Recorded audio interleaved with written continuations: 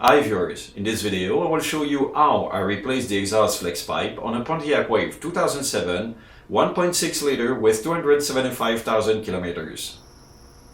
To manage his COVID-19 budget, my youngest son asked me to replace the old exhaust flex pipe and also at the same time the secondary oxygen sensor on his old car. This is not the kind of work I like to do, but during the lockdown period, it was the right thing to do for my son. To work safely, the car was properly lifted up on ramps and secured with four-wheel chocks. The transmission shifter was also set on park position and the parking brake was engaged. To start the work, I went under the car and I checked the condition of the fasteners. All the nuts and studs holding the exhaust flex pipe were heavily corroded. In normal condition, I would have replaced the three studs installed on the catalytic converter, but there was not enough space to remove and replace them. So I kept my first idea, that was to simply cut a segment of the nuts to weaken them, or completely cut the studs. Because it seemed easier, I began to work on the rear flange connection near the exhaust resonator. The lower nut was easy to reach, and I had no problem to cut the stud with the right-angle grinder. But it was quite different with the second stud. The space was narrow and I tried to cut it with my Dremel cutoff wheel, but it was too slow. At last I completed the work with my pneumatic high-speed cutter. Since the old pipe was only good for metal recycling, I decided to cut it into parts to have the chance to wiggle each of them separately. To make some room to cut the pipe more easily, I began by removing the old clamp beside the flexible section. When it was done, I had plenty of space to cut the pipe. Then, when the pipe was cut, only a bit of wiggling was required to remove the rear section. Following this step, I moved forward to undo the three remaining nuts located under the catalytic converter. Again, I had to use my right-angle grinder to do the work. I began by trying the procedure on one side of the nut. I was not too worried about shaving a small surface of threads as long as I was able to safely refit the new nuts later. Since the threads were visible, I was then able to spray some penetrating fluid to lube them efficiently. Soon the fluid had the chance to penetrate and the nut was ready to be loosened. To hit on the side of the nut, I used a small hammer and a small cold chisel. After a few whacks, the nut began to rotate counterclockwise.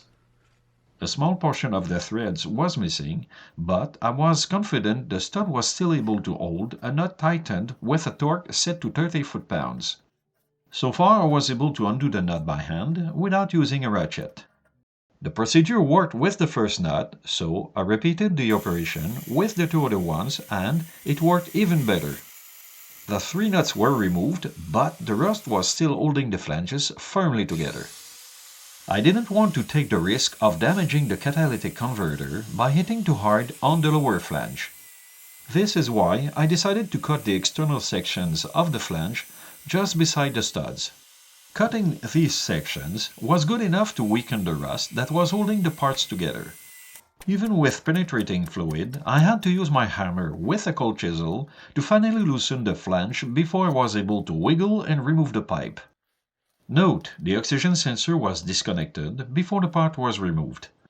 While I was still under the car, I stayed there to clean the flange of the catalytic converter. As you can see, the old gasket was tightly embedded in the groove. Anyways, I had to remove it to be able to install an original GM ring gasket or the aftermarket flat exhaust gasket that I bought separately.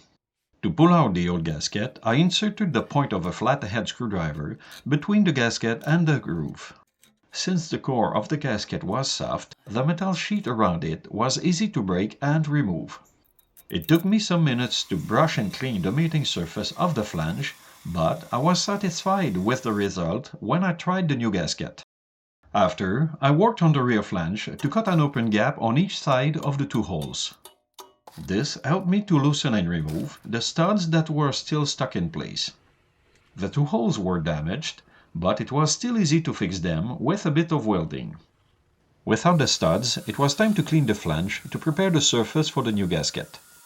After this work, I cleaned the floor to be ready to install the new flex pipe. Before working on the final installation, I inspected the exhaust flex pipe again, and also the new oxygen sensor that I installed with a torque set to 30 foot-pounds. Back again under the car with the new pipe, the space to maneuver the part was very tight. I was lucky, I had no problem to insert the part between the frame and the subframe. To install the flex pipe easily, the front section was loosely held with 3 new nuts. This being done, I was able to properly adjust and install the rear pipe mounting flange with a new gasket and new mounting bolts. Before the final tightening, I took a moment to inspect the exhaust pipe routing. I made sure there was no possible interference with any components or the body. When I was satisfied with the overall positioning, the nuts on the rear flanges were tightened properly and later the torque was set to 22 foot-pounds.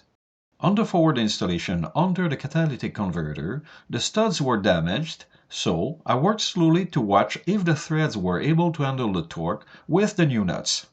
Finally they were, and the torque was set to 30 foot-pounds. Once the exhaust flex pipe was well secured, I took a couple of minutes to weld and close the 2 gaps on the rear flange. After the welding, the oxygen sensor connector plug was connected and the splash shield was also reinstalled. Instead of cutting the rusted nuts, heating them would have been another solution to remove them. But for most people, it's better to have the work done by the local muffler specialist.